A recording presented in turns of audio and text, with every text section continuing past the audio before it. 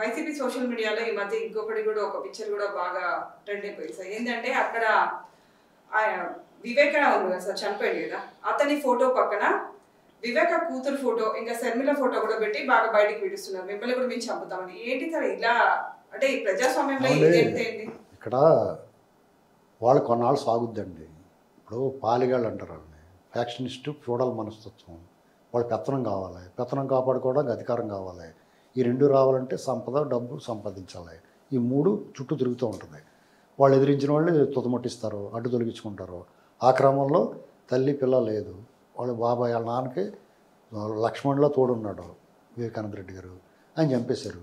చంపేశారు. ఆ చంపినవాడు సునాయాస మరణం ఇవ్వచ్చు కదా ఆయనకి. అంత దారుణంగా కొట్టి చంపి గొడ్లతో నరకాల్సిన అవసరం ఉంది. ఈ ప్రజలందరూ అది గుర్తుపెట్టుకుంటున్నారు. రేపొద్దు నేను ఇంటికి పంపిస్తారు. ఇది చేసిన పాపం వాళ్ళ మీ చుట్టూరు వంది మాగదులు ఉంటారు, భజన బృందం ఉంటుంది, మీకోసం కీర్తించే నోళ్ళు ఉంటాయి. అధికారం అంతమైన తర్వాత వీళ్ళందరూ ఎలాగుంటారు, ఎక్కడ వెళ్తారో చల్లా చెదిరైపోతారండి. ఇప్పుడు మాట్లాడతారు, వాళ్ళకి రకరకాలుగా మాట్లాడతారు, నోట్లో నొరగలొచ్చిలో పొగుడతారు.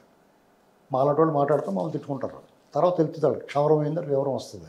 ప్రపంచంలో ఉన్న వాళ్ళందరినీ నా తల్లి నా చెల్లి అంటాడు. బట్ వాళ్ళ చెల్లెలు ఇద్దరి గురించి వాళ్ళ మీడియాలోనే వస్తే ఆయన ఎందుకు నోరు తెరవట్లేదు? ఏమండి, షర్మిల ఆవిడ తెలంగాణలో ట్రై చేసింది, అన్నగారి మీద డైరెక్ట్గా యుద్ధం చేయలేక.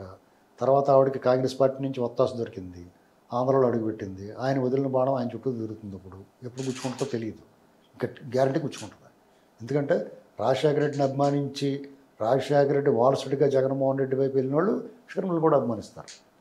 జగన్మోహన్ రెడ్డి వాళ్ళకి అన్యాయం చేసాడు కాబట్టి వాళ్ళు ఆటోమేటిక్గా అతను వదిలేసి ఈ అమ్మాయి వెంకట రావాలి. అలాగే రాజశేఖర రెడ్డి సొంతంగా పార్టీ పెట్టలేదు కదా, కాంగ్రెస్ పార్టీ ముఖ్యమంత్రి అయినా. అలాగే కాంగ్రెస్ పార్టీ వైపు మళ్ళొచ్చాళ్ళు. ఏమైనా రేపు ఎన్నికల తర్వాత జగన్మోహన్ రెడ్డి గారి పార్టీ కానీ ఆయన కానీ ఆచూకీ అనుమానం ఉండదు. ఆయనకి హైయెస్ట్ సింగిల్ డిజిట్లో 9 నెంబర్స్, 1 నుంచి 9 మధ్యలోనే ఆయన సీట్లు రావచ్చు. ఎందుకంటే ఆయన ఆల్రెడీ ప్రకటించిన ఎంపీ అభ్యర్థులు పారిపోతున్నారు, రాజీనామా చేసిపోతున్నారు.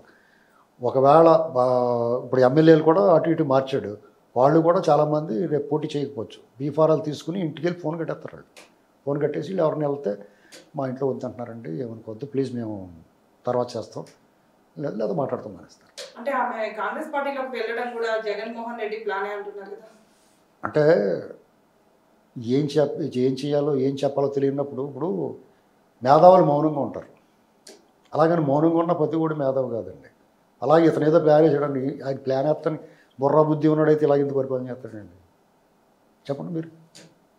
అమరావతి భూ సమీకరణ జరిగింది, అసెంబ్లీ కట్టారు, సెక్రటేరియట్ కట్టారు, హైకోర్టు ఉంది, క్వార్టర్స్ ఉన్నాయి, ఆఫీస్ అధికారులు భావంతులు కట్టారు. ఏంటి నొప్పి? నువ్వు అందంగా నడిపించుకుని 10,000 ఎకరాలు దొబ్బేస్తే కూడా ఈ పిచ్చోళ్ళు బాగా దొబ్బేసాడు అంటారు. 1,00,000 కోట్లు దొబ్బేసినా కానీ ఎవరు తింటలేదు అన్నారు. ఇప్పుడు ఆయన 10,000 ఎకరాలు దొబ్బేసినా కానీ మాన దొబ్బేసేయండి, చక్కగా కొంచెం దొబ్బచ్చు అంటారు. మరి ఇది చేయలేకపోయాడు, అవివేకం కదా. పోలవరం అందంగా నడుస్తుంది, అదే కాంట్రాక్ట్ నడిపించుంటే పూర్తి అయిపోయాను. ఇక్కడ బాబుదో విగ్రహం ఈయన విగ్రహం చెరుకు పక్కన పెట్టుకుంటే కూడా మనం టికెట్ పెట్టుకుని సొంతంగా వెళ్దాం, అవునా కదా. మరి ఎందుకలా చెడగొట్టాడు మోడీ గారు? ఈ సాహిబులు కానీ లేకపోతే ఇంకోవాళ్ళు కానీ బీజేపీ అంటే పడదంటారు. మరి ఈ వాళ్ళిద్దరు రొంకు సాగిస్తున్నారు కదా పైన, వాళ్ళు కింద తెర వెనక బాగోతాం వాళ్ళది. టీడీపీ ఎప్పుడన్నా పబ్లిక్గా పెట్టుకుంది పొత్తు, ఎళ్ళ సీక్రెట్ పెట్టుకోలేదు.